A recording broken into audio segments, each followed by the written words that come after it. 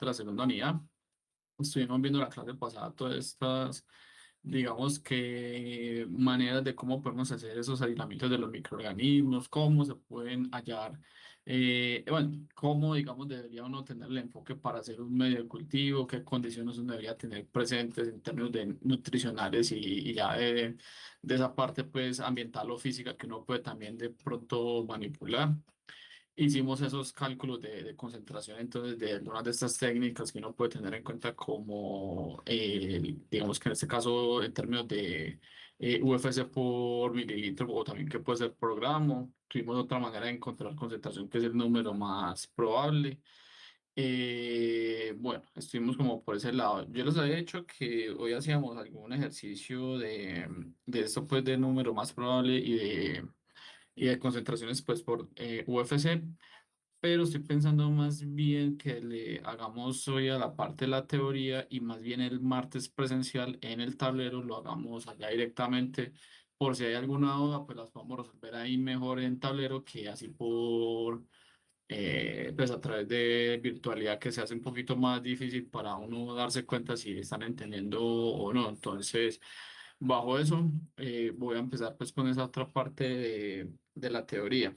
Entonces, bueno, por eso les tenía ya ahí en la primera diapositiva, pues como con el tema que viene hoy y que está, pues, digamos, como relacionado con algo que también hemos tocado de alguna otra manera en los primeros días, pues, de clases, cuando estábamos hablando de dos términos que son básicos, que es lo de riquezas y abundancias.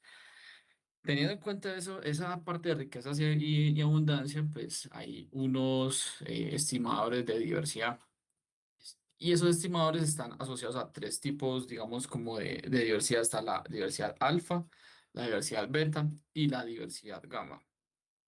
Cuando hablamos de esa diversidad, ahí se me perdió el cosillo, está por acá. Esa que es la primera, la alfa, directamente estamos hablando de ese concepto que en algún momento les estaba mencionando, pues, anteriormente, que es asociado a toda esa riqueza de especies que hay en, digamos, en una comunidad, o por decirlo así, voy a poner aquí un ejemplo. Tenemos, no sé, un niño.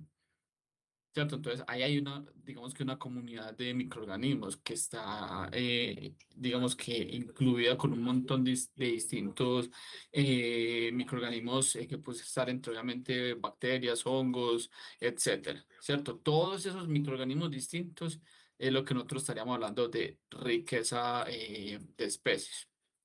Ahora, esto lo estamos hablando a manera, digamos que, digamos, sí, no a manera individual. Esto a cuenta que este man, que el niño. Ah, ya narré ahí del dibujito. Aquí está el niño. Le pone un ojito y una carita. Y estamos hablando de todos los microorganismos que están asociados a él, ¿cierto? Eso hablaríamos como esa diversidad alfa. Cuando vamos a mirar la diversidad beta, se refiere a ese, digamos, como grado que puede tener de cambio o diferencias que pueden haber entre dos individuos, por decirlo así. Por eso aquí lo dice la composición de especies entre comunidades. ¿A qué se refiere esto? Que entonces ya no vamos a hacer la comparativa de un solo niño, sino que ya vamos a tener de pronto dos niños por ahí involucrados, ¿cierto? Entonces, este otro niño puede tener una configuración de microorganismos hasta cierto punto similar a esta, pero también hay algunos que los diferencian. Puedo decir cualquier cosa. Este puede tener uno y este puede tener tres. Y este también tiene por aquí dos, este tiene dos. ¿Cierto? Van a haber unos compartidos, por ejemplo, en este caso los dos, y como diferencia está el uno y el tres. Por eso se habla de que puede haber un, digamos, como un grado de cambio o reemplazo en esa composición de microorganismos. ¿Vamos claros hasta ahí? Sí, profe. Listo. Entonces, cuando ya hablamos del otro tipo de diversidad, que es la diversidad gamma, estaríamos asociándolo a un área mayor. Digamos que así como lo teníamos en el ejemplo de ahorita, ya no son dos niños, sino que puede ser todos los niños de, no sé, de un kinder o todos los niños de Antioquia, algo un poco ya más extendido, donde también se hace lo mismo. Esa comparativa en esa, digamos que riqueza pues que pueden tener de especies, porque en el caso de la diversidad gamma es la suma de todas esas especies. Por eso aquí se dice suma de la diversidad alfa y de la diversidad beta. Con eso se construye esa diversidad gamma. Y aquí hay, digamos, un ejemplo, pues, como el del niño que les estaba mencionando. Tenemos un arbolito, ¿cierto? Donde estamos mirando todos los microorganismos que de pronto están asociados a la raíz. Tienen una X cantidad de microorganismos particulares para este individuo. Ahora, tenemos este otro. Este otro, pues, usted puede hallarle diversidad alfa acá y diversidad alfa acá, porque son dos individuos distintos. Ahora, ¿cómo miramos la diversidad beta? Como se les había acabado de mencionar. Es esa, digamos que comparativa entre lo que hay acá con respecto a lo que hay acá y digamos que lo que me está generando esa diferencia que tengan de lo uno y lo otro. Y cuando ya hablamos de esa diversidad gamma, pues ya no seríamos dos planticas, sino que ya serían, digamos que una cantidad más considerable pues, de plantas. En la siguiente imagen voy a hacer un ejemplo, pues como un poquito para aclarar esto un poco más allá, donde van a ver en este caso tres localidades, ¿cierto? Entonces tenemos la localidad uno, la localidad 2 y la localidad 3. Si ustedes ven acá, por cada localidad hay una X cantidad de especies distintas representadas por las letras. En este caso, aquí hay A, B, C, D, E y F. Si uno le pone a sumarlas una por uno, pues hay una diversidad alfa de 6. ¿Por qué? Porque hay 6 especies distintas. Lo mismo en la localidad 2. Hay 6 especies distintas, entonces una diversidad alfa de 6. Y en la localidad 3 hay solamente 5 especies, entonces su diversidad alfa de 5. ¿Vamos bien hasta ahí? Profe, sí, vamos bien. Sí, profe. Listo. Ahora, nosotros vamos a hacer una comparativa de lo que es localidad uno con respecto a localidad 2. ¿Cierto? Entonces hay unas especies compartidas. ¿Cuáles? Está la A, está la B, está la C y está la D. Mire que aquí también están. ¿Cuáles son las que, digamos, en este caso nos hacen una diferencia? Está la especie E, la especie F por el lado de la localidad uno, la especie H y la especie G por el lado de la localidad 2. Esa, digamos, y de hecho que aquí los tengo pues representados en esta linecita de acá. ¿Qué hace eso? Que hay cuatro especies distintas que no están, digamos, compartidas entre ellas dos. Eso es lo que estaríamos constituyendo como la diversidad beta, ¿cierto? Por eso en el texto se menciona como ese, digamos, grado de cambio o reemplazo en la composición de especies. ¿Queda claro ahí? Sí, señor. Listo. Ahora, cuando hablamos de una diversidad gamma, básicamente es la suma de todas las especies que hay acá. Tenemos por el momento quiénes, las que están compartiendo. A, B, C, D. Las diferentes E, F, H y G que están, digamos que en este caso, en la comparativa de la localidad uno y la localidad 2 que están de hecho aquí. A, B, C, D, F. Bueno, aquí lo tengo creo que al revés. HG. ¿Y cuál es, digamos que una que falta que no está en las otras? Miren que aquí está. Está C, está D, está A y está también por aquí H. ¿Cuál es una que no está ni siquiera en las otras dos? Estaría la R. Ahora está acá. ¿Qué estaríamos haciendo ahí? Que ya tenemos identificados todas las diferentes especies en un área mayor, en este caso es de tres localidades. Es decir, que cuántas especies estarían acompañando esa diversidad gamma. Serían una, dos, tres, cuatro, cinco, seis, siete, ocho, serían 9 especies. Básicamente ahí estaríamos, digamos, como a grosso modo, identificando los tres tipos de diversidad que pudiésemos entender en este proceso que estábamos viendo ahí. ¿Vamos bien hasta ahí?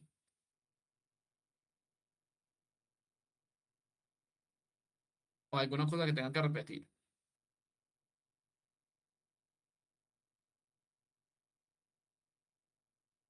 Profe, Profe, no, todo bien.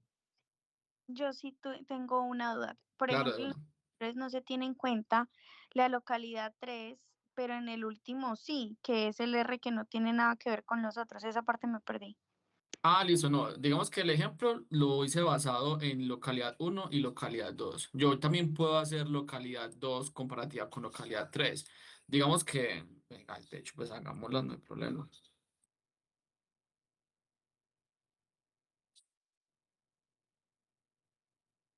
Acá, ¿cuáles comparten? Están A, ¿sí o no? El A, esa es compartida. El B, voy a ponerlo con cuadrito que esta sí no está. Tenemos una diferente para la localidad 2.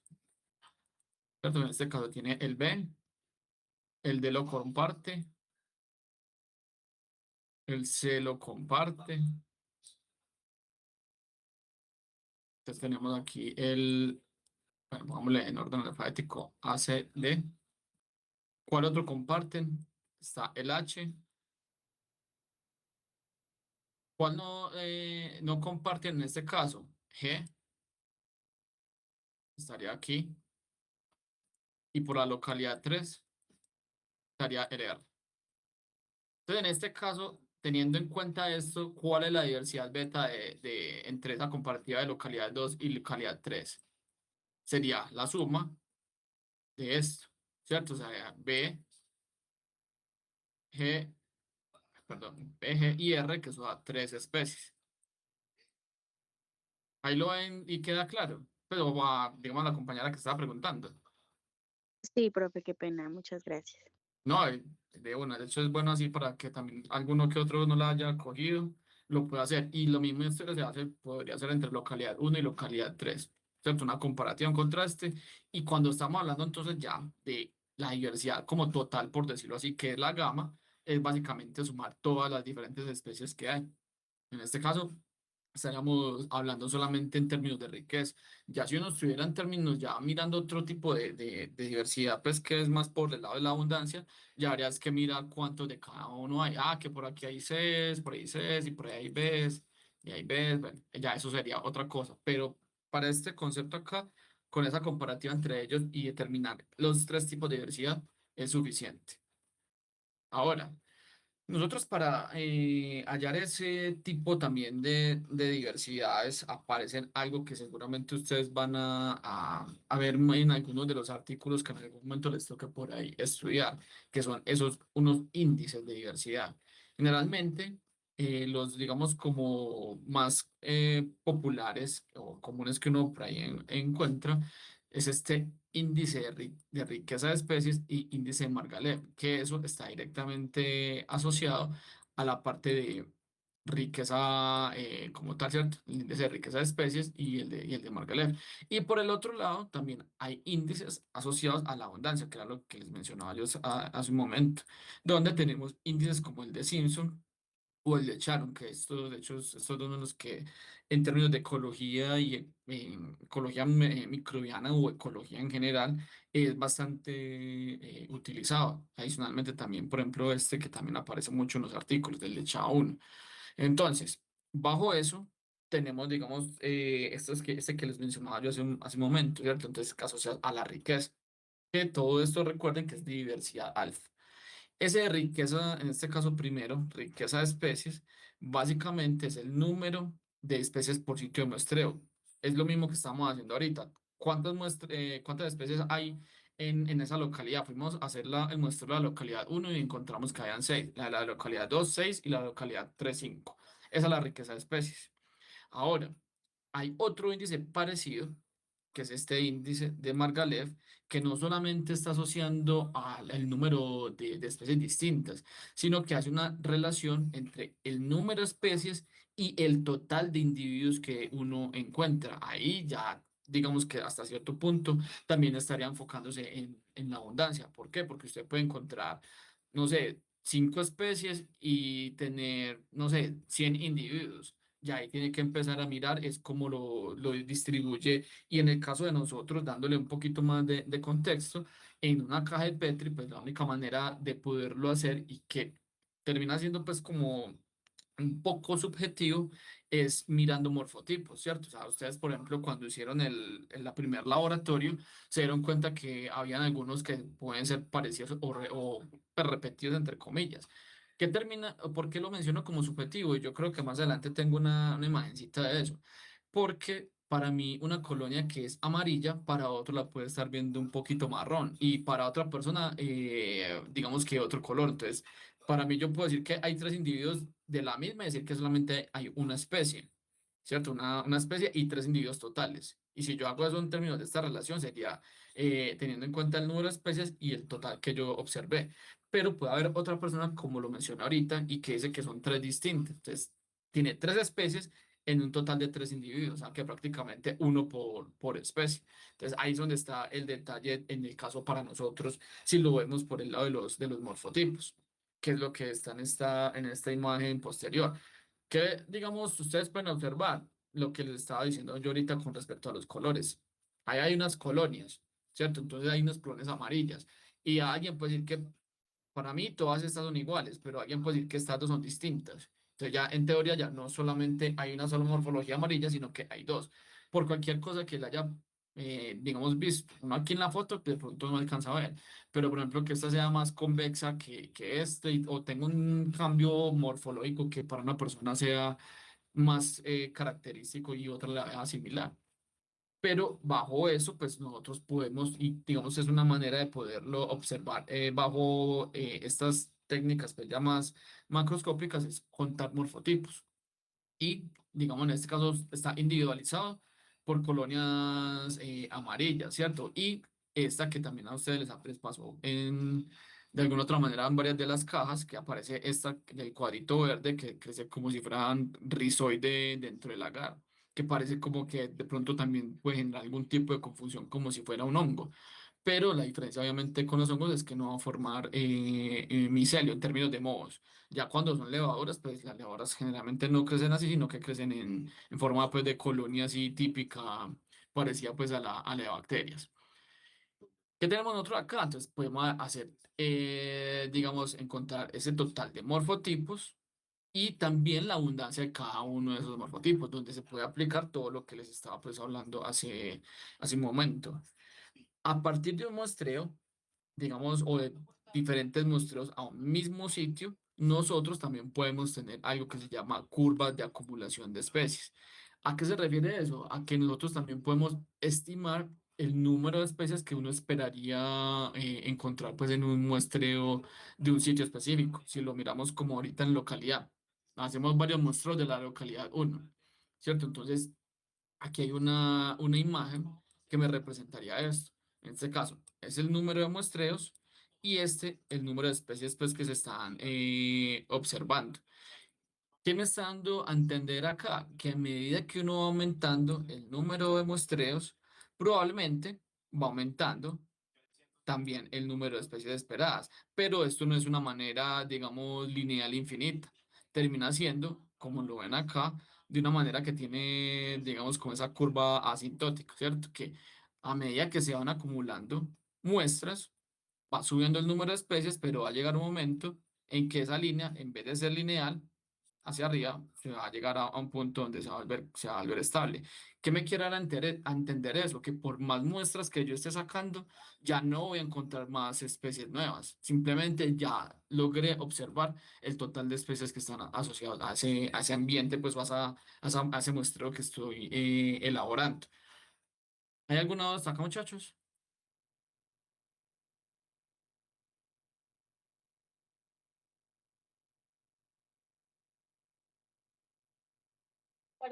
No, profe, No, señor. todo bien. Listo. Entonces, ¿qué estamos observando aquí en esta imagen? ¿Cuál dirían ustedes que se requerirían más, para cuál de las dos, los círculos negros o blancos, se necesitarían hacer más muestreos para llegar a ese total de especies esperadas? Viendo pues los dos tipos de líneas, cómo se están construyendo.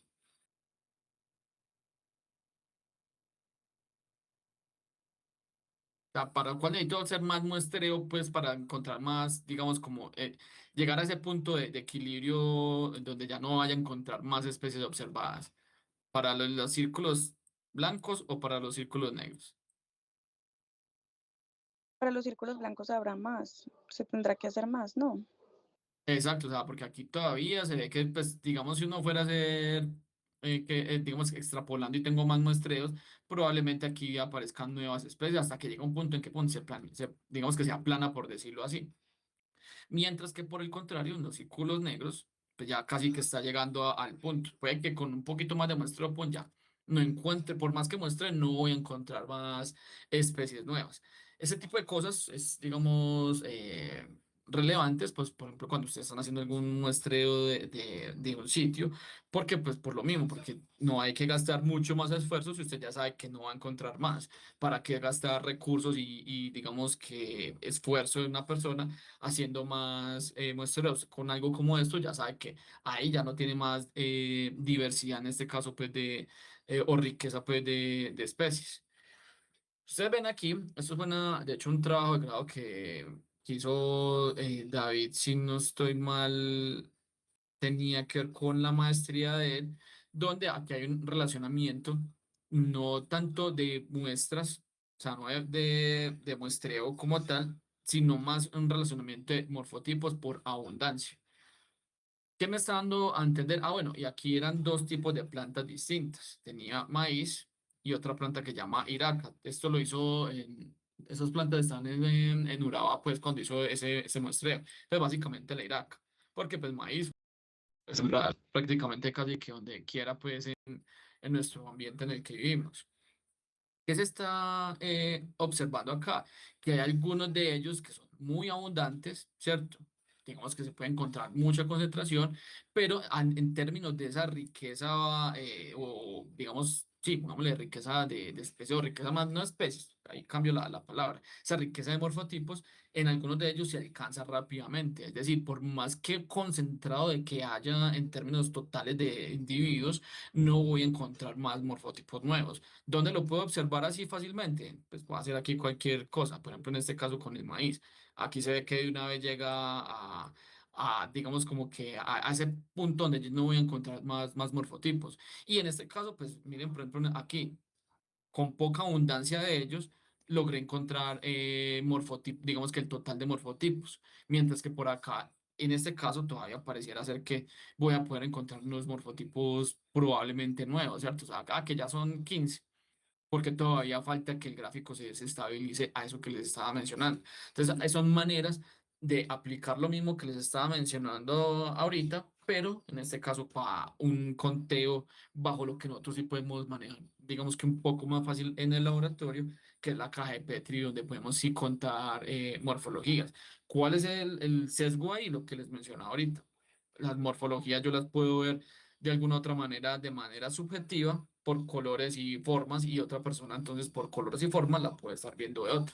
Pero son maneras de poder trabajar y entender entonces en este caso esa riqueza y abundancia que puede estar en un muestreo. En este caso está asociado a plantas, pero por ejemplo en el caso de ustedes que les gusta más la parte clínica, obviamente lo pudieran hacer en ese tipo digamos, como el concepto pues detrás de la parte ya más humana. Ahora, estamos hablando entonces de esos índices que están asociados a esa riqueza, ¿cierto? Pero si se acuerdan el grafiquito donde estaba como el diagrama, hay unos que están asociados a la abundancia, donde yo les mencionaba dos específicamente, que es el índice de Simpson y ese índice de Chan.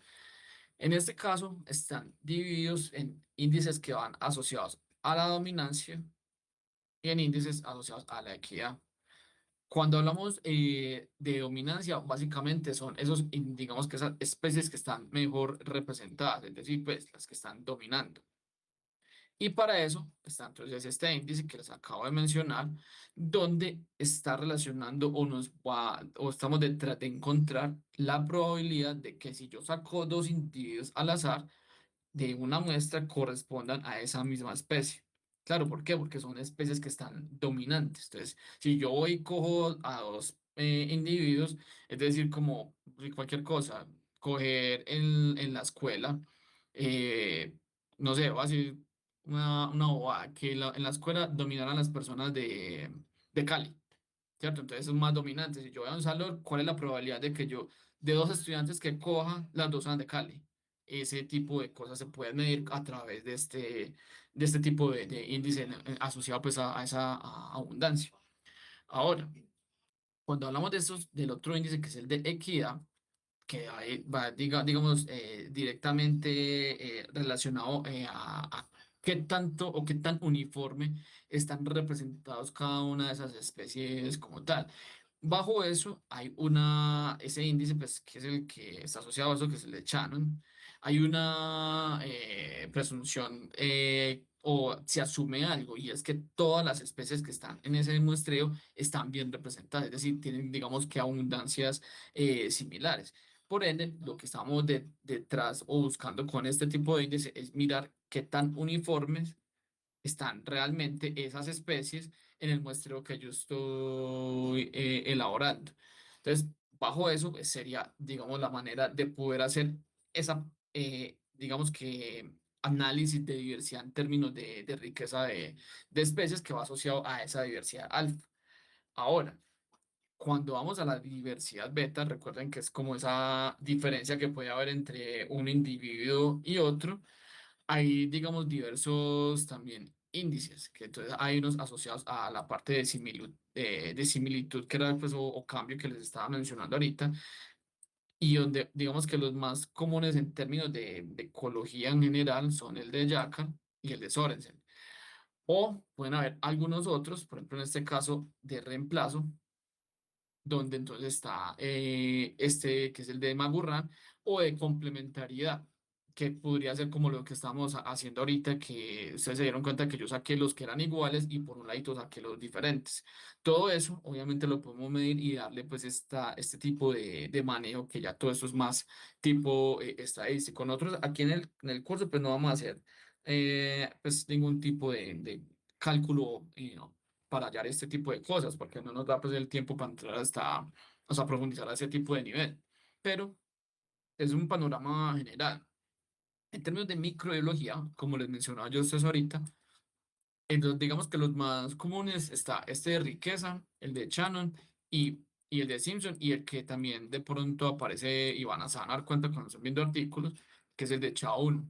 Esos son los que más están asociados entonces a ese tipo de, pues, de análisis que uno puede hacer a nivel microbiológico. Aquí les voy a poner simplemente esa tablita, que no necesariamente pues se las pues, de una vez, digo, eso no lo voy a preguntar en el parcial, simplemente es para que tengan en cuenta que todo esto son puros cálculos matemáticos, ¿cierto? Entonces, donde aquí, por ejemplo, aparece la fórmula para poder hallar, en este caso, el Shannon, Simpson, aparecen, por ejemplo, medidas, digamos, como más matemáticas, por ejemplo, que es el inverso de Simpson, donde yo puedo ir detrás del propósito de mirar riqueza o abundancia, que aquí es donde está, pues, asociada. ¿Qué me da, digamos, para nosotros, matemáticamente hace algunos años nos tocaba hacer, esto tocaba hacerlo manual. Ahora, pues todo esto usted lo puede hacer en términos del manejo de software, que uno de los más, digamos, o de los, uno no, hay dos de los más usados, que es en el caso de Python y R, que seguramente a ustedes les habrá tocado o les irá a tocar manejar. ¿Ya han visto algo de estadística o todavía no? Y ¿O profe, habían escuchado ya sobre esos software?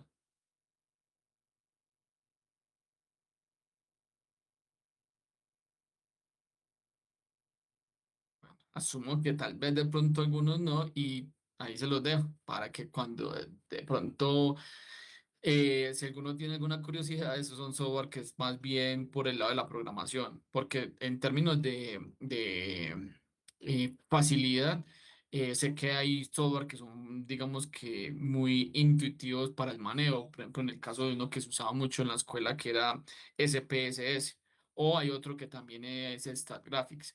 ¿Cuál es el problema con ese tipo de software? Es que no son gratis. Y en teoría, pues para usted hacer como ese tipo de publicaciones o algo cuando están haciendo un trabajo de grado o algo investigativo, uno debería tener la licencia. Y si usted no tiene la licencia, pues no podría decir que lo hizo a través de ese software. Mientras que utilizando estos como R y Python, que son de código abierto, usted puede encontrar todo en Internet y hacerlo por su cuenta. ¿Cuál es el detalle con eso? Pues, que hay que programar. Y ahí es donde empieza, digamos, un poquito la dificultad para las personas cuando tienen que intentar entender el lenguaje de esa programación asociado al uno o al otro.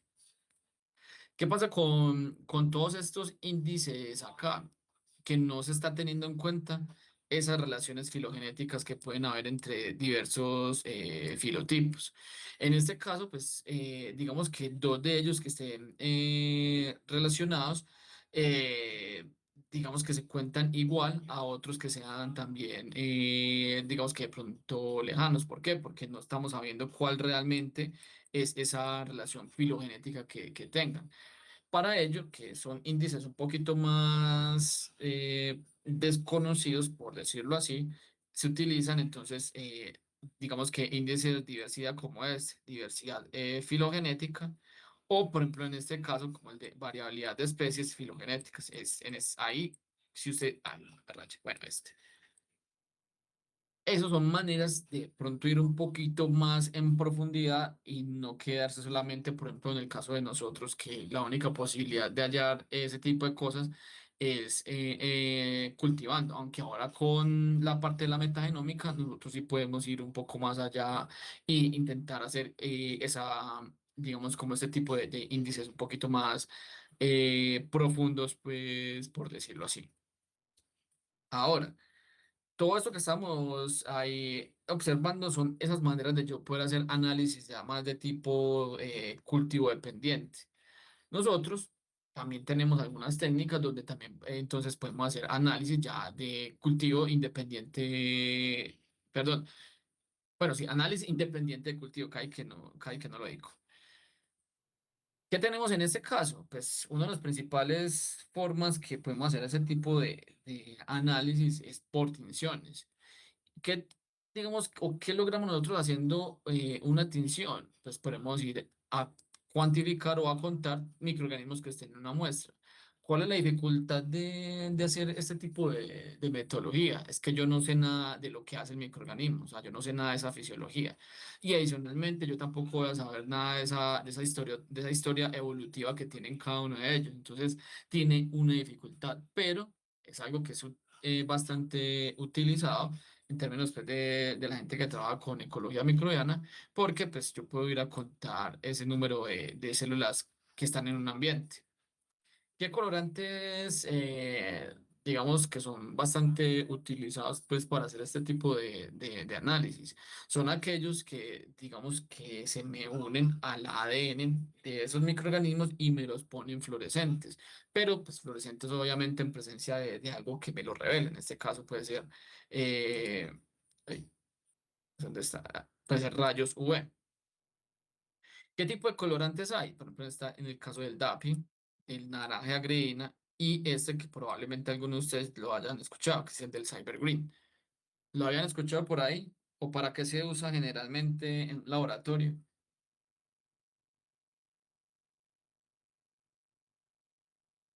para PCR en tiempo real, creo, ¿no? Básicamente eso, para revelar, por ejemplo, en este caso, nosotros en términos de cuando hacemos una PCR y hacemos pues como esa amplificación de un gen, utilizamos algo que es el bromuro de tidio, que termina siendo, digamos, como la mejor elemento que uno tiene para hacer esa revelación. ¿Cuál es el detalle con el bromuro de tidio? Y es que es cancerígeno, ¿cierto? Entonces, digamos que por ende se han encontrado como alternativas. Una de esas alternativas es ese Cybergreen, que uno también lo puede usar en el laboratorio en términos de revelar digamos, si se amplificó o no se amplificó el gen de interés. Pero para este tipo de cosas que digamos, en el caso de lo que estamos viendo, que es directamente para hacer esos análisis de una muestra, también tiene una utilidad. ¿Y por qué, digamos, son importantes? Por lo mismo que les mencionaba ahorita, porque yo con esto puedo ir detrás de ir a ese conteo, a ese recuento de esos microorganismos de la muestra a la cual yo estoy evaluando, sea ambiental, sea pues, de parte alimenticia o directamente pues algo clínico. Algo así es como se deberían ver las coloraciones a través de cada uno de los tres colorantes. Está la del DAPI, que se ve así, digamos, azulito, la del naranja green y la del Isabel green, ¿cierto? Obviamente por los tres, bueno, por lo menos con estos dos, uno en teoría estaría dando cuenta de que más o menos de qué color se debería ver los microorganismos. Pero eso tiene un problema. ¿Cuál es el problema? Que es una tinción que no es específica. y al no ser específica, pues todo lo que esté ahí se me va a teñir. Para ello, pues existen, en términos pues, ya más investigativos, existen, digamos, variantes, ¿cierto? Donde en esas variantes, y que es a diferencia, por ejemplo, en el caso pues, de estos dos, que no me diferencia entre células vivas y muertas, esas variantes sí vamos detrás de eso, de identificar esa, digamos que esas diferencias entre lo que está vivo y está muerto. Bueno, aquí les dejo, para no dejarlo pasar, un video pues asociado a esto y ya pues posteriormente lo verán ustedes ahí cuando tengan las diapositivas. Teniendo en cuenta eso que les acabo de mencionar, nosotros podemos tener una técnica donde sí diferencia lo que está vivo de lo que está muerto. Y para eso, pues hay una metodología que se llama la tinción de viabilidad. ¿Cuál es el fundamento de eso? El fundamento está en que la membrana de las células vivas, la membrana citoplasmática, está intacta, ¿cierto? A diferencia de las células que están muertas. Y se hace una coloración tipo contraste, así como la que ustedes hacen cuando están haciendo coloración de Gram, no sé, coloración de esporas, bueno, cualquier tipo, hasta la de Sil-Nielsen, no sé si a ustedes les toca hacer Sil-Nielsen. Hace uno todo, casi siempre son coloraciones de contraste, ¿cierto? Entonces, donde utilizamos un colorante que tiñe todo, en este caso que es el verde, ¿cierto? Entonces me va a teñir vivas y muertas y un colorante que hace el contraste, que es el rojo, que me va a teñir en este caso solamente las que están muertas. ¿Por qué pasa esto? Pues por lo que mencionamos acá, el fundamento de la técnica. La membrana citoplasmática de las células vivas está intacta, mientras que las que está muerta la tiene con ya pues, deteriorada y por ende entonces ahí el colorante rojo se puede pues unir a él. Bueno. Este tipo de metodologías, pues digamos que uno en términos ya de investigativos, pues como como aparece acá, no tanto pues como para diagnósticos, uno lo puede comprar, ¿cierto? Es un kit que uno lo puede comprar directamente, por ejemplo, en esta empresa que es Thermo, y puede hacer análisis, digamos, de ese tipo investigativos en diferentes tipos de muestras, por ejemplo, aquí como lo vemos en esta siguiente imagen. Esos son quistes de parásitos. ¿De qué parásitos? De Yardias. Yardias, en este caso esta especie, Yardia moris. ¿Ya han visto algo de parasitología o todavía no?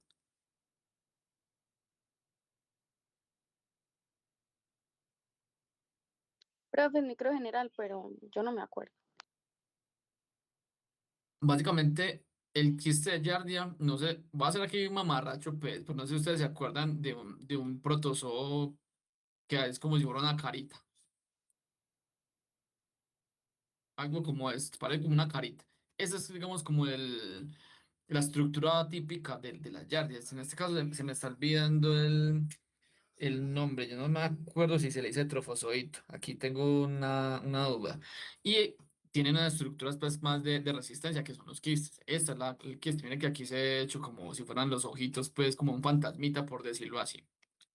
¿Qué estamos observando en estos quistes? Que ahí la metodología está reaccionando con los microorganismos que están vivos y muertos. Es decir, los que están verdes, que me están dando a entender que tienen las bacterias que están vivas, mientras que los que están rojos, básicamente estamos viendo esas células bacterianas pues ya muertas.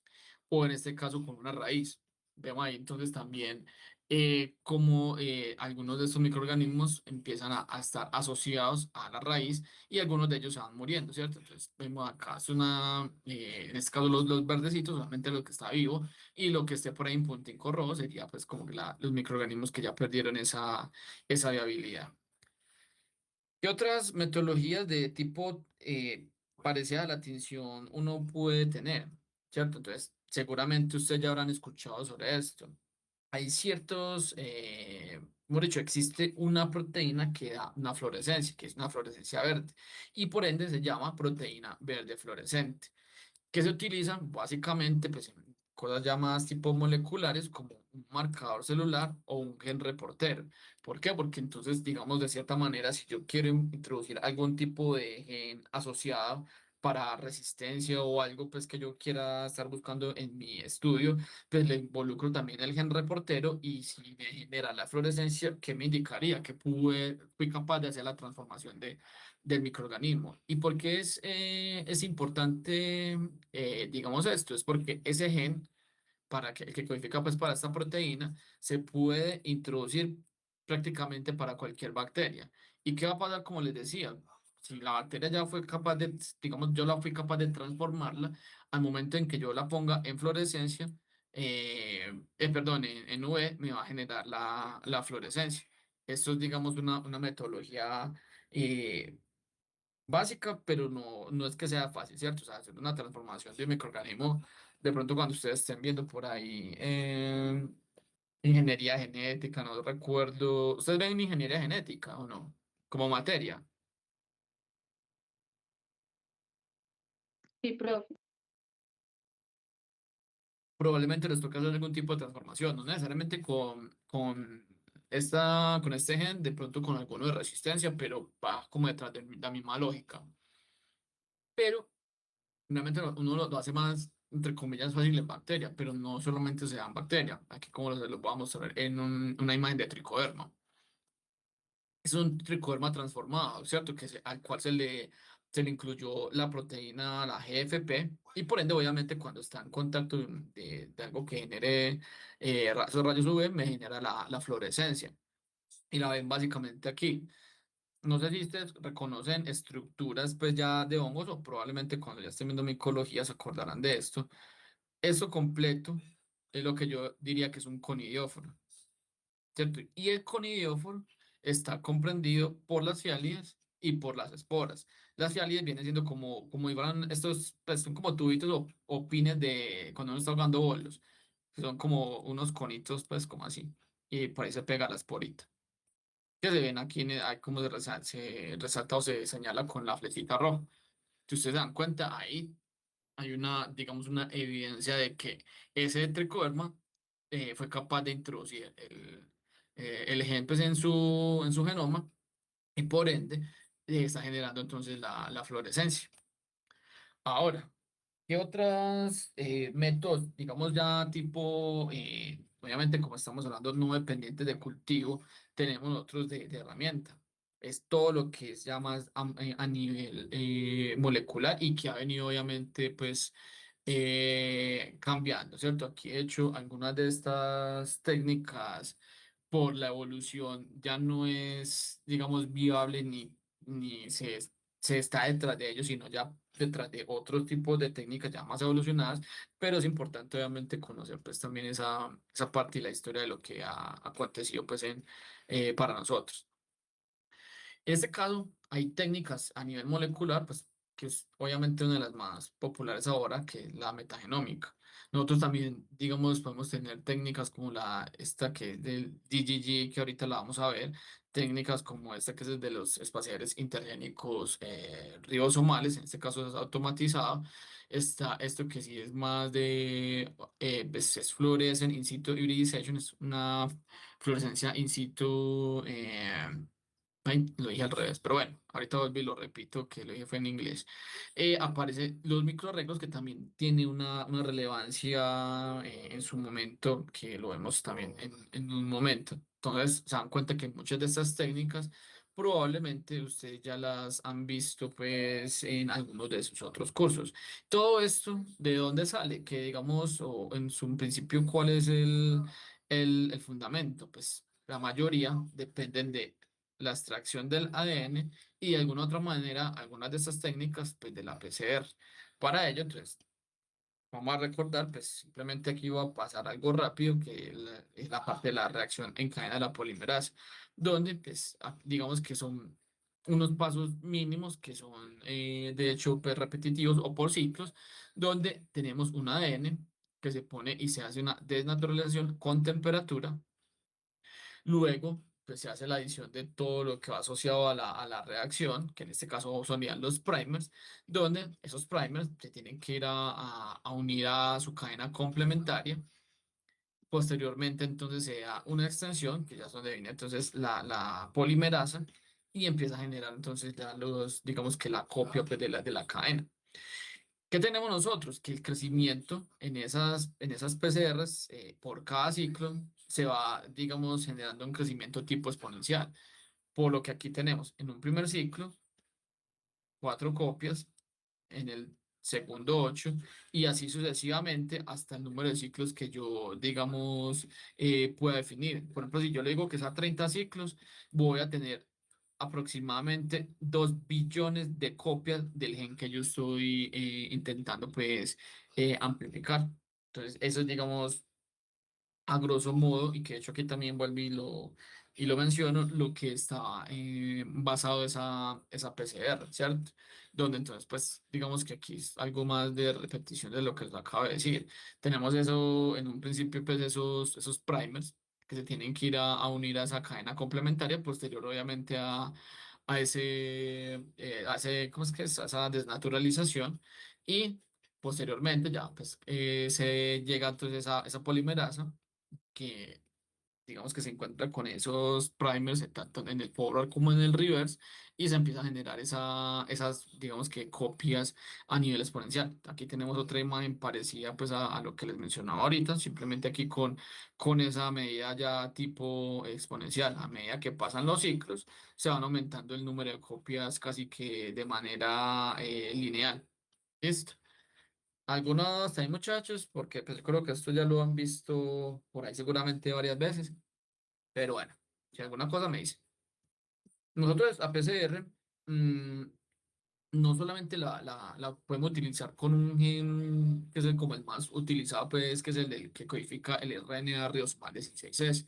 Nosotros también lo podemos hacer en términos de otros genes particulares, por ejemplo aquí como el que resalto, que es el gen que codifica para la nitrogenasa, el gen NIFH que vamos detrás de aquí. Estamos intentando encontrar fijadores de nitrógeno. Uno ahí, en teoría, pudiera estar hablando, de hecho, de una PCR específica. ¿Por qué? Porque estoy detrás de algo que no todos los microorganismos tienen. Teniendo en cuenta eso, cuando uno hace pues esa PCR, y ya les voy a decir la razón de lo que estábamos viendo en la diapositiva anterior, uno hace posteriormente el gel de la electroforesis. Probablemente ustedes ya más de uno lo habrá tenido que hacer y que Vaino lo revela pues en la electroforesis y luego pues en un lector que me deje pues observar. ¿Qué va detrás de uno ahí? Pues encontrar si está la banda o no la banda asociada al gen que yo estoy pues intentando amplificar y generalmente pues uno tiene un control positivo, un control negativo de todo lo que va asociado pues como a esto. Teniendo en cuenta lo anterior, que es esto de la PCR específica para un gen particular, nosotros lo podemos hacer para diferentes tipos de microorganismos. En este caso, por ejemplo, esta es una bacteria que es patógena en plantas, básicamente en tomate, en plátano es bastante importante, que se llama Ralstonia solanacearum, donde ese gen como es algo específico, se supone que es solamente asociado a este microorganismo. ¿Qué va a pasar con ello? Que cuando está la presencia del gen, en contraste a un control positivo, debería aparecer la banda, como lo vemos acá. ¿Cierto? Tenía un control positivo, quería una que yo ya tuviera identificada como razones solanacearum, a la cual le amplifico el gen, como aquí se venera la banda, a la muestra problema, yo espero que la tenga. Si el control negativo, que pues podría ser como todo menos la muestra, se amplifica, pues básicamente me contaminó. Y lo mismo en el caso pues, del agua, que también la puede emplear. Teniendo en cuenta esto, nosotros digamos que estaríamos detrás de poder encontrar de una manera, entre comillas, un poco más rápida un microorganismo particular. ¿Por qué? Si yo ya sé que está este gen específico, yo ya no tengo que ir a hacer una secuenciación que normalmente se manda a Corea. ¿Cierto? Que digamos que ese es como particularmente es más fácil mandar muestras de aquí para Corea que mandarla aquí mismo. ¿Por qué? Porque de hecho en muchos de esos centros, que bueno, no muchos, porque tampoco es que hayan muchos, lo que hacen es, digamos, como tercerizar eso. Mandan las muestras también a Corea. ¿Qué pasa con ello? Que de Corea, o sea, ya son una máquina, se básicamente manda una muestra hoy y si la muestra llegó de aquí al sábado, por ahí para el lunes o martes ya se tiene el resultado. Mientras que cuando usted lo hace internamente o local, pues aquí en Colombia, usted una muestra le puede estar demorando un resultado 15 días, 20 días. Entonces, ¿qué es mejor? Obviamente uno mandarlo a un sitio como esos. ¿Qué obtiene uno allá de Macrogen? Pues básicamente un cromatograma, ¿cierto? Asociado a una secuencia pues, de nucleótidos que va detrás de cada una de las amplificaciones que yo tengo, ¿cierto? De las cadenas que se amplificaron. Generalmente, entonces uno siempre va a tener, le mandan dos secuencias, la forward y la reverse. Y uno hace esa parte de bioinformática que yo supongo que ya todos han visto o irán a ver próximos semestres donde tiene que hacer es, digamos, como esa limpieza de las secuencias, sacar esa secuencia consenso y esa secuencia consenso, pues llevarla a la página del NCBI, donde uno hace algo que es lo que se llama el blast. Para la mayoría creo yo que esto es tipo repaso, donde pues tenemos esa secuencia consenso, luego la sometemos a esta parte que es, digamos que se selecciona esta parte que dice colección de nucleótidos y le hacemos el blast. De hecho, aquí aparece algo que David por ahí vi que les puso en el parcial, donde entonces con ese blast aparece, digamos que unos resultados y ya con lo que sea mi concepto determino ahí, digamos, la especie pues que yo estoy buscando o estoy intentando pues analizar.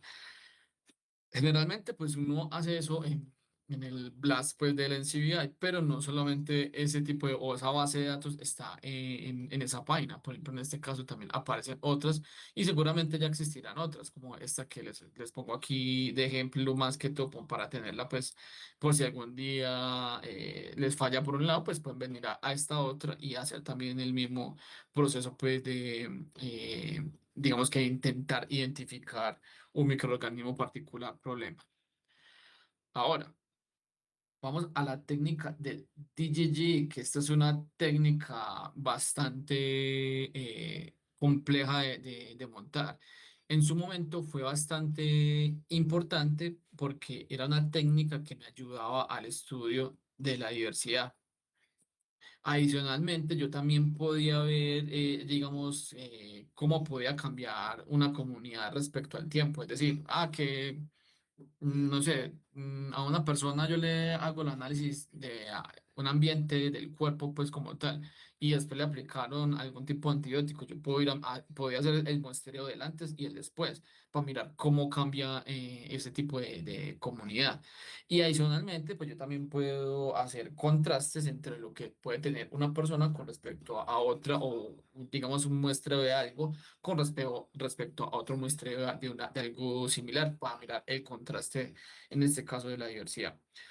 ¿Por qué les digo yo que es una técnica bastante compleja? Porque la estandarización de esto, que es la cámara pues, de electroforesis, era un gallo. Estoy aquí como con dos vidrios y para hacer uno el gel, ya ahorita lo vamos a hacer, tenía uno que meter como unas especies como de agujas y esas agujas tenían conectadas a unas mangueras a las cuales se les metía, en este caso, pues el gel y tenía uno que perfeccionar tanto la técnica que fuera a una temperatura muy particular que no se le fuera a gelificar en la jeringa, por ende se le taponaba obviamente la manguerita o en su efecto que lo echaba tan caliente que se le salía por abajo.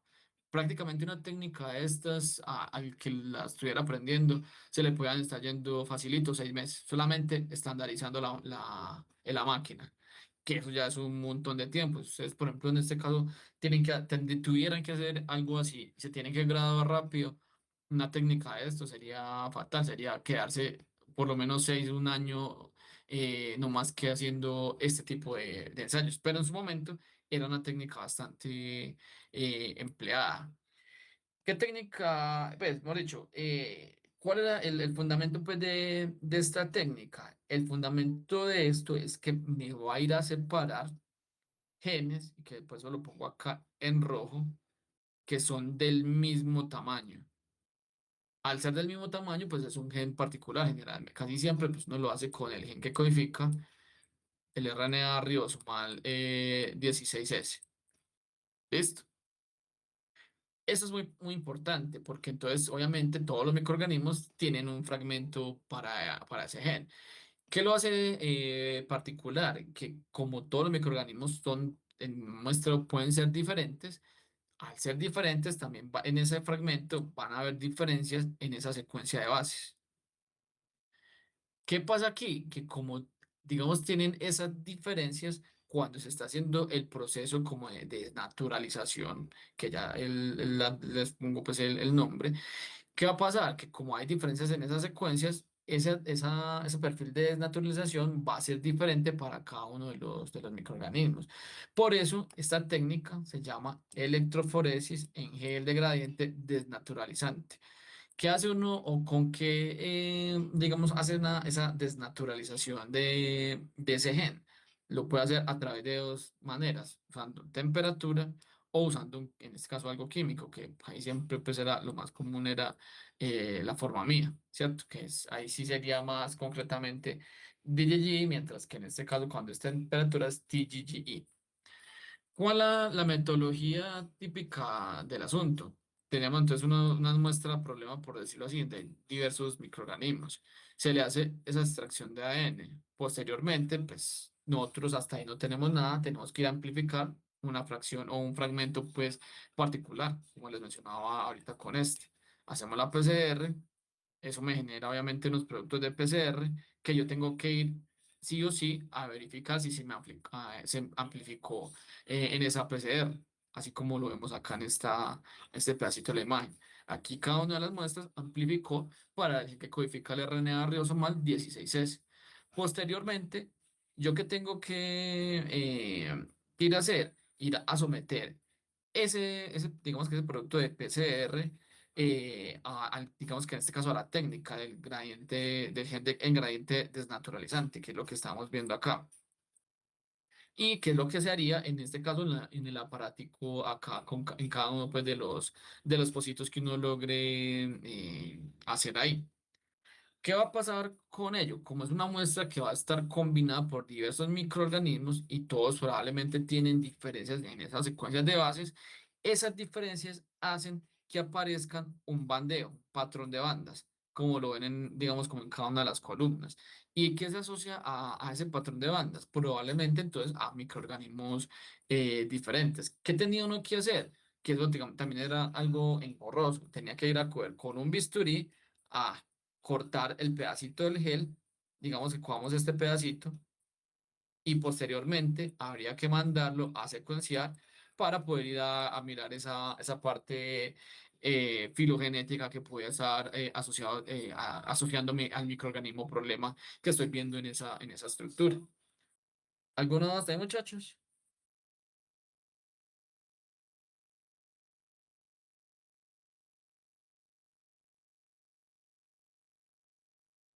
No, profe.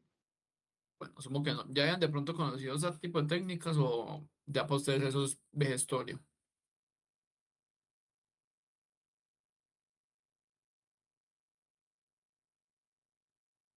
Silencio, me imagino que no la conocían, pero bueno. Aquí, esto es un resumen de lo que les acabo de mencionar.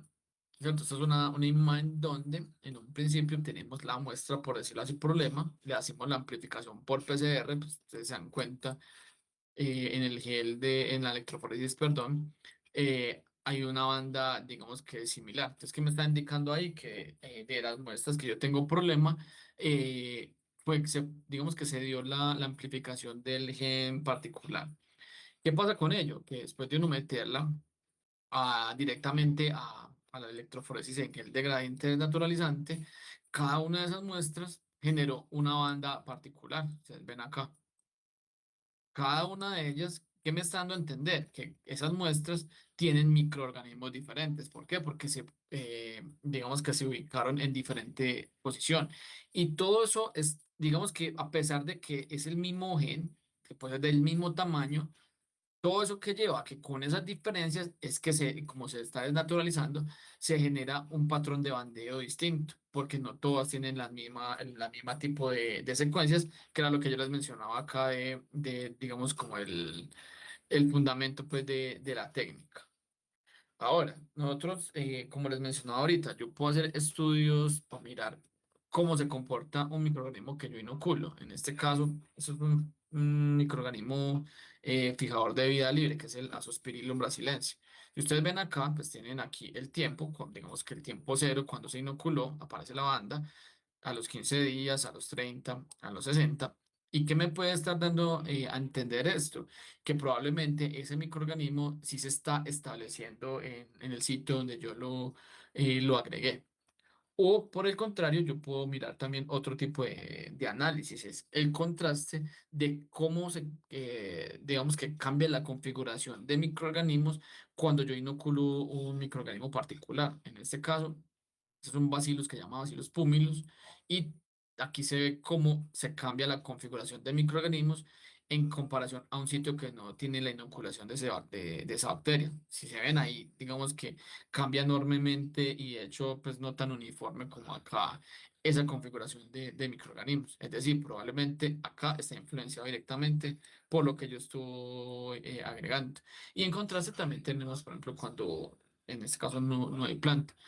Con ese tipo de análisis yo puedo hacer ese contraste entonces de esas comunidades, cómo se afectan y también puedo, digamos, como en la imagen anterior, mirar en el tiempo esos análisis. Ahora, como ustedes ya se dan cuenta, pues es una técnica un poquito engorrosa, ya ahora es mucho más conveniente ir, al menos ir detrás de la meta taxonómica y si usted tiene capacidad y tiempo, pues ir detrás de la metagenómica, que le daría a uno más poder de predicción, pues por decirlo así, en contraste con este tipo de técnicas que se usaban anteriormente. Ahora, tenemos esta otra técnica, que es la técnica de los microarreglos. Básicamente, un microarreglo es una plaquita a la cual se le asocian en diferentes, digamos que posiciones, secuencias complementarias a un gen particular, pues, perdón, a un microorganismo particular. ¿Qué pasa allí? Que en un principio lo que nosotros tenemos que hacer, pues para poder hacer este tipo de técnicas, aquí tenemos la plaquita, en un principio es hacer la extracción del ADN, generalmente entonces ya se hace posteriormente la PCR, ya tengo esos productos de PCR y se ponen en contacto con esos colorantes que me generan fluorescencia. Posteriormente, ¿qué va a pasar con ello? Que cuando yo tengo la mezcla digamos que del gen amplificado y de los colorantes, voy y lo pongo en el microarreglo, bueno, sí, en el filochip o en el microarreglo, también se puede llamar filochip. ¿Qué pasa con esas placas? Esas placas, como tienen esas secuencias complementarias, probablemente se me van a venir a unir a alguna de estas secuencias que yo amplifiqué. Donde se da la unión de la muestra problema con una de las secuencias complementarias que yo puedo tener, digamos, ahí el nombre. Por decirlo así, va a decir que este es E. coli, que este es, no sé, Bacillus cereus, que este, no sé, Shigella, bueno, etcétera. Y yo apliqué la muestra. Si aquí se me amplificó algo, me genera posteriormente, cuando se da obviamente la hibridación, un color, digamos que o una fluorescencia que me estaría dando a entender a que fue esta rojita. ¿A qué me está dando a entender eso? Que ahí sí hay E. coli. Eso es una, digamos que una manera un poco directa, ¿cierto? De comprender y hacer, digamos, como tipo diagnóstico. ¿Qué pasa con ello? Que es probablemente una técnica cara y que es dependiente, pone uno a depender de los insumos para poderla elaborar. En algún momento, en el laboratorio donde yo trabajaba antes, de hecho con David, se estuvo intentando mirar si podíamos mandar a hacer algo como esto para hacer diagnósticos, no de, obviamente cosas de animales, sino de plantas. Pero ¿cuál era el detalle? Que todos los insumos había que traerlos desde Europa. No recuerdo si era de Holanda o Alemania. No me acuerdo cuál de los dos países. Esa dependencia se vuelve compleja, pues por lo que nosotros tenemos un cambio en peso pues a euro bastante complejo y no nos dio para hacerlo. Pero esto es una metodología bastante interesante para hacer diagnóstico, entre comillas, pues un poco más rápido, sin necesidad de tener que ir a una secuenciación como tal. Como le mencionaba, entonces nosotros con este tipo de técnicas podemos ir detrás de estudios de biodiversidad. ¿Por qué? Porque yo puedo ir, digamos, detrás de microorganismos muy particulares, ¿cierto? Yo puedo ir a intentar identificar grupos específicos, así como lo vemos, por ejemplo, en este caso en esta imagen que aquí se estaría observando es la parte de microorganismos reductores de sulfato y que como obviamente estaría pues dando esa característica pues por la aparición de la fluorescencia en este caso el color rojo, ¿cierto? Que se, por ejemplo en este caso que es bastante positivo, o algunos que se ven más débiles o tenues, siendo obviamente positivos. ¿Qué me está dando a entender ahí? Que ahí en esa muestra sí hay entonces los microorganismos, en este caso reductores de sulfato. Sí, reductores de sulfato, perdón. ¿Qué se hace con, en este caso, pues, como tal? O sea, ustedes dieron cuenta, nosotros aquí estábamos detrás de amplificar una secuencia específica que puede ser asociada al RNA ribosomal, ¿cierto? Como se los puse directa, perdón, al gen del RNA ribosomal o directamente a los RNA ribosomales. O sea, usted tiene las dos opciones, al gen o directamente pues al amplificado, pues que sería el ARN ribosomal como tal, a una de las subunidades. Ahí se me, ah, no, sí, se me fue. Ahora, tenemos otra técnica, que en este caso es que es análisis de los espaciadores intergénicos ribosómicos. ¿Qué se puede lograr con este tipo de técnicas? También hacer estudios de comunidades. ¿Cierto? Entonces, si yo puedo hacer estudios de comunidades, pues probablemente también puedo hacer comparativos entre, digamos, diversos tipos de microorganismos. Y aquí lo que se está intentando amplificar son estas regiones, que por eso se llama espaciador intergénico ribosomal. Son regiones que pueden estar tanto entre digamos que el fragmento del 16S o el fragmento del 23S, o entre el 23S y el 5S. ¿Qué tiene de particularidad? Que tienen, digamos que unas longitudes distintas que ayudan a dar esa caracterización. En este caso, para este espaciador que puede estar entre 150 y 1500, o para el otro aproximadamente entre 120 pares de bases. Entonces, eso ayuda mucho para poder hacer esa evaluación, pues, como tal. Para ello, pues, que necesito yo, obviamente, unos primers, ¿cierto? Esos primers asociados a esos espaciadores, pues, a los cuales yo quiero apuntar. Tiene una particularidad que pues, pasa con esto, es que con este tipo de técnica, generalmente lo que estamos encontrando pues, es más asociado a esas bacterias que están dominando en la muestra, que probablemente sea lo que más se pueda amplificar allí. Pero igual sirve mucho para hacer esos estudios particulares de la comunidad pues, que puede estar asociada. Y como se dieron cuenta, hay diferencias en esas longitudes de la secuencia. ¿Qué va a pasar con ello? Que cuando se hace el perfil, ¿cierto? Entonces me va a generar diferentes tipos de bandas. Algo muy, digamos, como homólogo con lo de la técnica del DGG. Cada una de esas bandas, en teoría, estaríamos asociándola por lo menos a un microorganismo particular. Ahora, esto es, digamos, como la manera clásica de poder hacer una técnica de esta.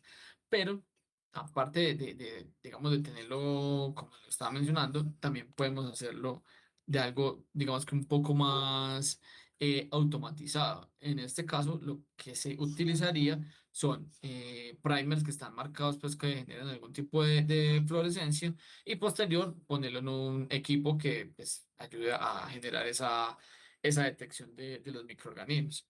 Aquí vemos, por ejemplo, en este caso, algo como lo que estaba mencionando anteriormente. Yo tengo una muestra donde hay diferentes microorganismos, ¿cierto? Les hago la extracción, tengo el ADN total, estoy perdón, haciendo o hago posteriormente la PCR para ese fragmento, que en este caso puede ser entre el 16 y el 23, ese como está acá. Y ustedes ven aquí que tiene un fragmento más grande que este otro que está acá. Eso es lo que me ayuda a que me genere diferentes, digamos, se me fue la palabra, diferentes, ay, se me fue la palabra de esto,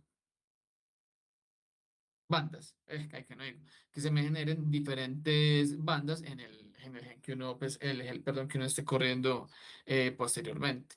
Pero cuando uno lo hace ya por el lado de la automatización, pues detrás de, digamos que el equipo y de los primers que generan fluorescencia, lo que uno está generando son diferentes picos, ¿cierto? Que me indicarían diferentes microorganismos. Y el tamaño del pico, pues va a tener un detalle importante y es que me está relacionando entonces también esa abundancia que puede haber de ese, digamos que del pico de microorganismos que está asociado. Entonces, digamos que ahí están las dos diferencias de lo que es risa de lo que es ariza. Ahora, cuando nosotros, digamos, hace muchos años teníamos esas posibilidades de las técnicas, como ven ahí, este es un gráfico que encontré, pero no he podido encontrar una actualización de ello. Es una comparativa entre lo que fue las investigaciones entre 1990 y 2010, donde muchas de esas técnicas en un momento eran supremamente populares y llega un punto en que empiezan a caer. Probablemente cuando, pues para el 2010, por ejemplo, casos como la técnica del DGG era digamos, como bastante importante, o lo de los microarreglos, que por aquí la ven. ¿Qué va pasando con ello? Que todo va dependiendo de la evolución del asunto. Ahora, obviamente, estamos en el momento, pues, ya de las ómicas, pues, como tal, para generar esas caracterizaciones mucho más puntuales, como tal, en términos de las muestras de diferentes tipos de ambientes. Ahora, tenemos otra técnica que también es importante, que se las menciono ahorita, que son la parte del FISH. Y para el FISH uno utiliza unas ondas que llaman sondas filogenéticas, que básicamente es una secuencia de ácido nucleico que hibrida para digamos que un fragmento o es complementario a un fragmento específico. Esas ondas pueden ser tanto universales como específicas. Aquí vemos, de hecho, pues una imagen así asociada. Aquí tenemos, aquí no se le ha agregado nada, simplemente estamos observando los dos tipos de microorganismos que hay en ese momento. Uno que es asociado a bacterias y otro que es asociado a ¿qué? A eucariotas. Cuando se somete, por ejemplo, a un tipo de sonda, como la que estamos viendo en la imagen de la mitad, se tiñeron, digamos que no se tiñeron, se volvieron fluorescentes tanto las eucariotas como las procariotas. ¿Ustedes ahí considerarían que eso es una sonda universal o específica? Específica no. Al contrario, universal. ¿Por qué? Porque estamos con la misma sonda, estoy tiñendo tanto los procariotas como los eucariotas. Si ustedes ven acá, hay bacillus y hay levaduras. Mientras que por el contrario, en esta se me están tiñendo solamente las levaduras. Aquí ya entonces estaríamos hablando de quién, de una sonda específica. Este tipo de, digamos, como de concepto y de visualización de los microorganismos es de donde se apalanca la técnica de FIS, que es Fluorescent In Situ Hybridization. Ahorita no fui capaz de decirla en español, entonces no voy a volver a repetir el error, que me ayuda a hacer esa identificación y, digamos, como seguimiento de microorganismos en un ambiente. ¿Qué pasa con ello? Que esas sondas directamente van y se me unen al RNA de los ribosomas. ¿Qué pasa con eso? Que cuando se me unen a esos, digamos que esa parte del RNA, me hace que todos esos microorganismos me vuelvan fluorescentes. Aquí vemos posteriormente una imagencita, pues, asociada. ¿Qué pasa con ello? Aquí tenemos, digamos que, unas diferentes posibilidades con ese tipo de técnica. ¿Qué puedo hacer con ella? Yo puedo ir a mirar qué hay en digamos, en una muestra.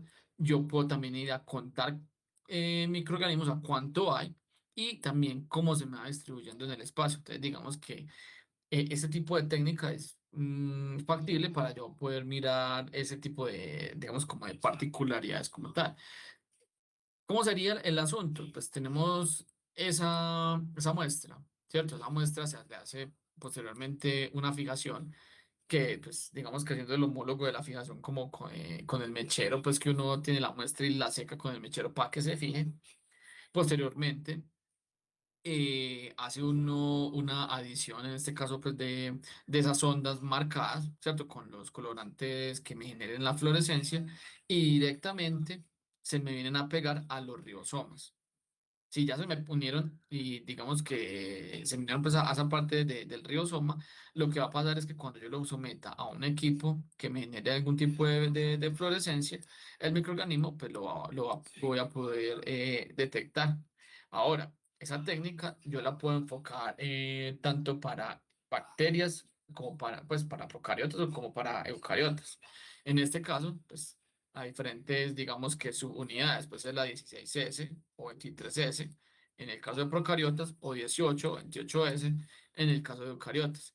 ¿Y qué tiene de particularidad este tipo de metodología? Es que no me rompe las células, no las daña. Se entra directamente y se une a ese RNA ribosomal. Y por ende, por eso entonces digamos que se me vuelven fluorescentes. Teniendo en cuenta eso, pues yo puedo utilizar diferentes tipos de sondas, pues así como se ven de pronto aquí en esta imagen, donde pues voy detrás de que se me una a diferentes tipos de microorganismos, porque yo lo puedo, digamos, como hacer un poquito más enfocado, como se los mencionaba ahorita, ¿cierto? Hay unas universales y otras específicas. Aquí, como vemos, algunos de ellos, pues asociados, por ejemplo, en este caso a bacterias oxidadoras de amonio a bacterias verdes, perdón, oxidantes de nitrito, etcétera, ¿cierto? Eso es lo que estaríamos viendo en esta imagencita. O sea, son esas zonas que son un poco más particulares para identificar microorganismos en una muestra como tal. Esto es, digamos que un artículo que muestra este tipo de técnica. En este caso, pues, es una raicita de arroz, donde se utilizaron dos tipos de sondas, ¿cierto? Entonces, hay unas para arqueas y otras para bacterias. Entonces, una sería, ¿saben? O reconocen los dominios de la vida. Los tres dominios. ¿Cuáles son?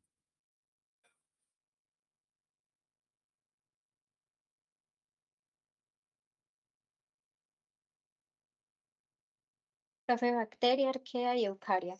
Exacto, ahí están los tres dominios. En este caso, digamos que tenemos una sonda particular para las arqueas y una sonda para las bacterias, ¿cierto? Entonces, digamos que ahí yo puedo hacer esa observación que lo que nos estaría señalando pues sería con estas flechitas y puedo a la final tener, digamos, varias particularidades. Yo puedo observar, como les mencionaba ahorita, yo puedo ver cómo se distribuye o yo puedo hacer conteos. Así como, por ejemplo, en esta imagencita también de una raíz de arroz, donde, pues, digamos, la raíz va a tener, digamos, un ambiente así como nosotros, la piel. En la piel se nos alberga un poco de microorganismos. En términos de las plantas, se llama el rizoplano.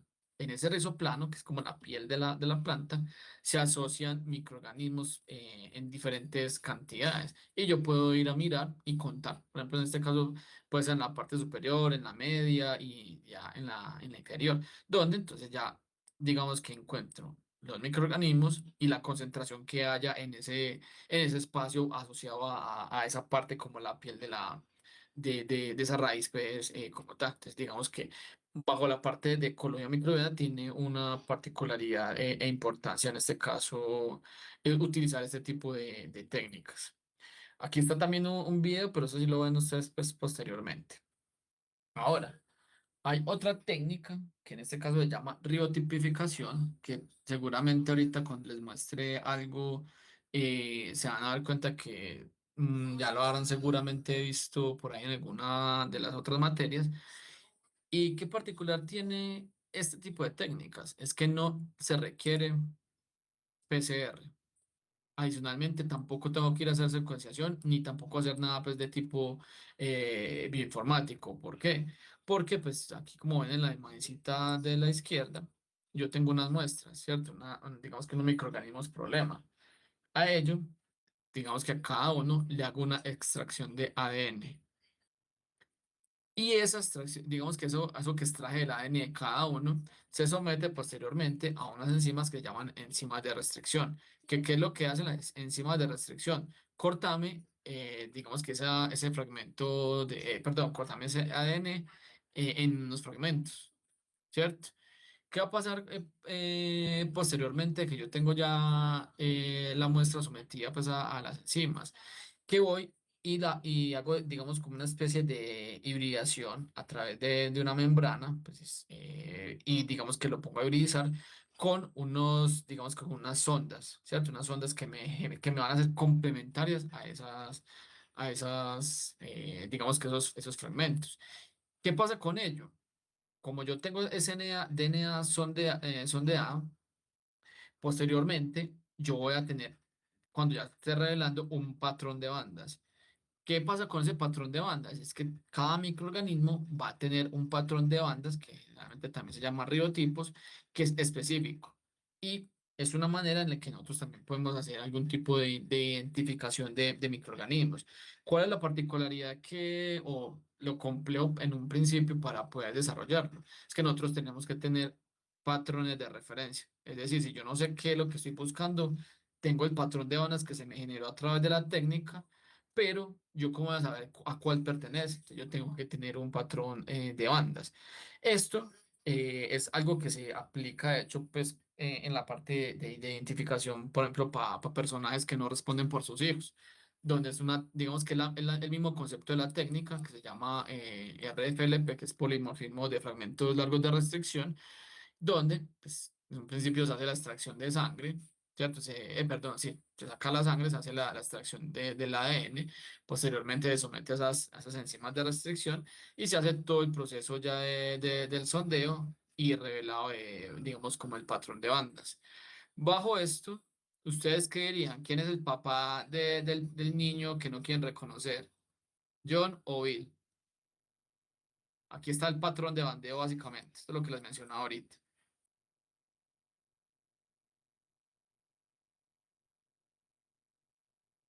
¿Quién tiene el mismo Yo, patrón de bandas? Claro, este. Por eso es que yo les mencionaba ahorita que uno tiene que tener el patrón de referencia para poder hacer la comparativa, porque si no, pues no haría nada de cómo decir que ese es, ¿cierto? Esto era algo que se usaba mucho anteriormente para hacer este tipo de identificaciones. Yo en el caso, no sé si de pronto ustedes sepan, no sé en estos momentos cómo estarán haciendo en Identigen, si lo estarán haciendo más evolucionado o harán este tipo de técnica para poder hacer esa identificación pues, de todos los personajes que pasan por ahí desfilando a diario para ese laboratorio a que los pongan a pagar manutención por irresponsables. Pero bueno. Eh, Esto, digamos que ese patrón de bandas, que es lo que yo le estaba mencionando, como lo puedo tener para diferentes, digamos, qué tipo de muestra, en este caso algo ambiental y directamente para, perdón, algo que puede ser, digamos, en términos de alimentos, porque también aquí hay par de microorganismos que se pueden emplear en ese tipo de cosas, como estas bacterias que son ácido lácticas, a pesar de que también, obviamente, también están asociadas pueden estar asociadas al humano. ¿Cierto? Entonces, si ustedes ven acá, hay diferentes tipos de bacterias acidolácticas. Está Lactococcus, hay tres especies distintas de Lactobacillus, acidófilos, brevis y kefir. Si ustedes por ahí, no sé si alguno de ustedes ha probado el kefir, que sería, digamos que producido a partir de este tipo de microorganismos, que es una bebida fermentada, que después, de hecho, después también lo hablaremos un poquito más adelante. ¿Qué va a pasar con cada uno de ellos? Que tienen un patrón de bandas muy particular, ¿cierto? Pero yo ya sé probablemente que es este porque yo ya tenía un patrón con el cual comparé, ¿cierto? Voy a poder saber que este es el que se me identifica como Lactobacillus kefir y no va a ser, por ejemplo, en este caso, Lactococcus lactis. Entonces, esa es una, digamos, como una importancia, pues, en este caso para esa técnica. Y ya estamos casi llegando al final. De hecho, todavía estamos con buen tiempito todavía. Vamos a ir un poquito temprano. Está esta parte de la genómica, ¿cierto? Que pues básicamente nosotros la abordamos, o en general se aborda a través de la metagenómica, que nosotros estaríamos detrás de poder obtener todas las secuencias y digamos que todo el DNA de un organismo identificado básicamente, ¿cierto? O sea, yo voy detrás de todo y no por un pedacito como cuando se hace la PCR, pues, ¿cierto? Donde entonces, ¿qué es lo que uno hace en un principio? Pues hace una extracción de ADN total, a la cual posteriormente tiene que hacer una fragmentación y de ahí de esa fragmentación vamos a hacer un secuenciamiento, que es, digamos, lo que puede ser, digamos, un poquito más complejo, que ya ahí mandan, digamos, como toda la información, que no es lo mismo como cuando hace uno una PCR común, que le mandan un archivo de tamaños pequeñitos, sino que esto genera información. No en kilobytes, sino en gigabytes, y es un montón de cosas que usted tiene que trabajar de bioinformática para posteriormente hacer pues como esa parte de ese ensamblaje del genoma, donde ya después de que usted tiene el ensamblaje del genoma, pues uno hace algo que se llama la anotación de genes, y ya con esa anotación de genes lo que yo puedo ir es, digamos, que hacer ya más tipo análisis filogenéticos, o posteriormente hacer predicciones metabólicas, pues que están asociadas a esos microorganismos a los cuales sometí a este tipo de análisis. Teniendo en cuenta esto, pues aquí hay un contraste de lo que es digamos, lo que ha sido más típico hace algunos años y que todavía obviamente lo utilizamos, que es esa amplificación de ese gen, que es el del RNA ribosomal 16S. ¿Qué podemos hacer nosotros? En un principio, pues por ambos lados hay que extraer el ADN. Digamos que en este caso, por la amplificación del gen, nosotros tenemos que utilizar la PCR. Posterior a la PCR, como les mencionaba ahora, toca ir a hacer la secuenciación. De ahí a las de tener la secuenciación, ya me dan las secuencias pues para hacer el tratamiento pues por bioinformática, y posteriormente ya yo puedo hacer diferentes tipos de análisis, hacer comparaciones y hacer también entonces construcciones de árboles filogenéticos. Esto no me deja hacer, digamos, de ahí nada más. Simplemente yo puedo dar como una caracterización e identificación de un microorganismo y asociarlo filogenéticamente o evolutivamente a otros.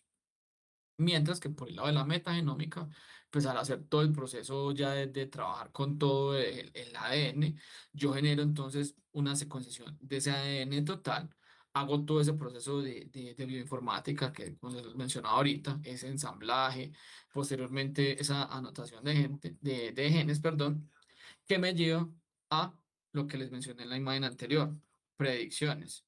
A diferencia, que una gran diferencia con respecto a esta otra técnica. Yo aquí sí puedo hacer, digamos, que ir un poquito más allá, y el fin último también es poder ir a hacer esa parte de genómica comparativa entre una muestra que yo tenga pues como problema.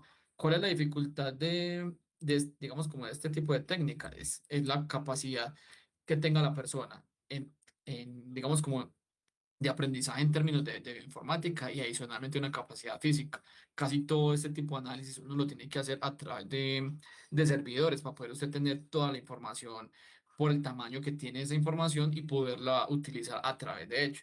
Pero obviamente, digamos que este es como ha sido el presente y futuro desde hace algunos años, adicionalmente con otras ómicas pues que han ido ya un poquito más allá pues. Pero aquí estaría todo lo de la clase de hoy.